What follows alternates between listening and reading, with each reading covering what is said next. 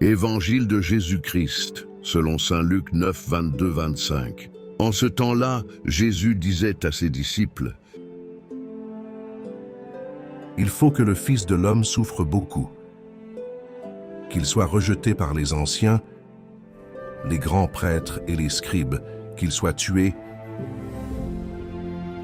et que le troisième jour, il ressuscite. Il leur disait à tous: Celui qui veut marcher à ma suite, qu'il renonce à lui-même,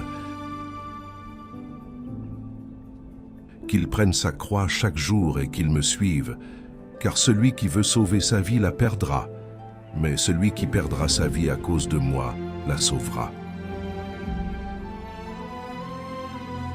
Quel avantage un homme aura-t-il à gagner le monde entier s'il se perd ou se ruine lui-même? Acclamons la parole de Dieu.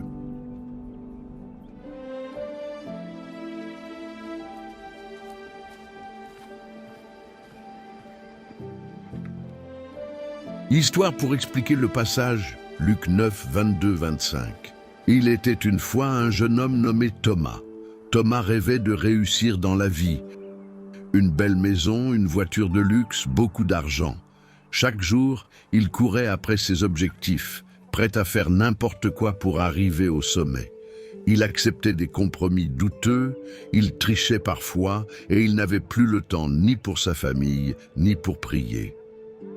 Un jour, il rencontra un vieil homme assis sur un banc en train de lire un évangile. Curieux, Thomas lui demanda: « À quoi ça sert de lire ce vieux livre ?» Le vieil homme sourit et lui dit: « Dis-moi, si tu gagnes tout l'argent du monde, mais que tu perds ton âme, est-ce que ça vaut vraiment la peine ?» Thomas haussa les épaules et partit, mais cette question le suivit. Les mois passèrent. Thomas devint riche, mais il était de plus en plus vide à l'intérieur. Il se rendit compte qu'il avait perdu la joie, la paix et même l'amour de ses proches. Il retourna voir le vieil homme qui lui dit: « Jésus t'a posé cette question il y a 2000 ans. Quel avantage un homme a-t-il à gagner le monde entier s'il se perd ou se ruine lui-même ?» Ce jour-là, Thomas comprit. Il décida de changer de vie, de mettre Dieu en premier, de chercher non plus la réussite du monde, mais celle du cœur. Il n'a peut-être pas gagné le monde entier, mais il a retrouvé la paix, la joie.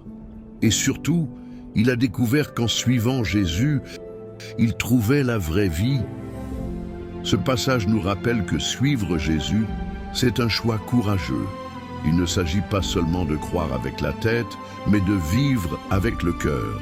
Prendre sa croix chaque jour, c'est accepter les difficultés, les choix parfois difficiles, mais toujours avec confiance que Jésus marche avec nous.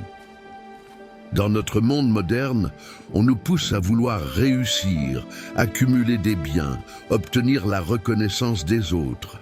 Mais Jésus nous interroge. Est-ce que tout cela a un sens si on oublie notre âme, si on perd notre paix intérieure? Renoncer à soi-même, ce n'est pas se mépriser, c'est remettre nos priorités à leur juste place. Dieu d'abord, les autres ensuite, et enfin nos propres désirs. Ce chemin de croix, c'est le chemin de l'amour vrai, de la liberté, de la vie en abondance.